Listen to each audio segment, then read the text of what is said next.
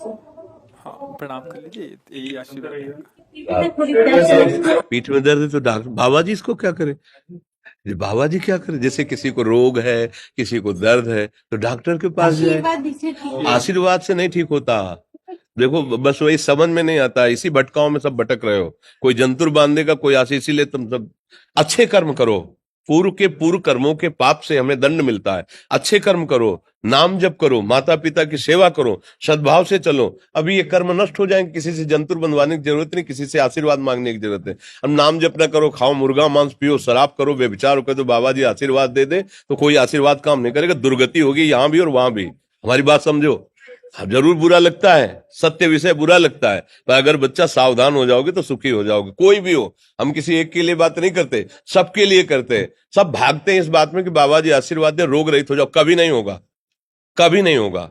तुम्हारे आचरण ठीक होंगे तब तुम्हारा सब काम बनेगा।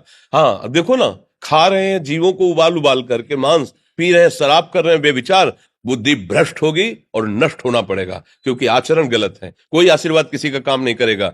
आप अच्छे आचरण करो, माता पिता की सेवा करो, परिवार की सेवा करो, समाज की सेवा करो, नाम जप करो। शरीर में कोई छोटे मोटे कष्ट आवे उनको सह जाओ, आगे चलकर आप देखो कि कैसी उन्नति होती, अच्छा होगा, मंगल होगा। इस ब्रह्म में ना रहना, किसी के आशीर्वाद से कुछ हो जाता है। हम आपको पक्की बात बताते हैं कि आज बाबा के यहाँ गए थे यार, पीठ में दर्द कम हो गया। ये तुम्हारा पुण्य लग गया, पुण्य बन गया, तुम्हारा कर्म। तुम आए ना यहाँ, तो जो जो पाग आगे धरे कोटिन यज्ञ समान, साधु दर्शन के लिए भाव से आए तो तुम्हारा वो रोग नष्ट हो गया, तुम्हारे कर्म से नष्ट हुआ।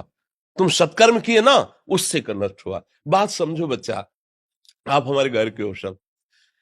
आशीर्वाद देने से हम कई बार कहा कि अगर तुम सुखी हो जाओ तो हम किसी से न मिले, चुपचाप अपने कमरे में बैठे केवल आशीर्वाद देते रहे सबको। लेकिन नहीं सुखी होगे। सुखी होगे तुम अपने कर्म से।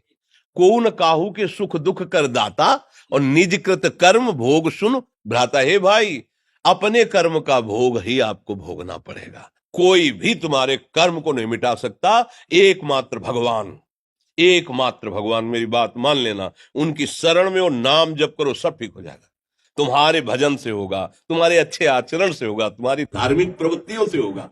अब ये बात ना समझो तो फिर हम क्या कह सकते हैं? नहीं, हाँ, यही तुम्हारा जन्मदिन की सफलता है कि हमारी बात मान लो, राधा राधा रटो, कोई नशा मत करना, अपने माता पिता की सेवा करो, समाज की सेवा करो जितना। और जो कष्ट है वो स्थायी नहीं है।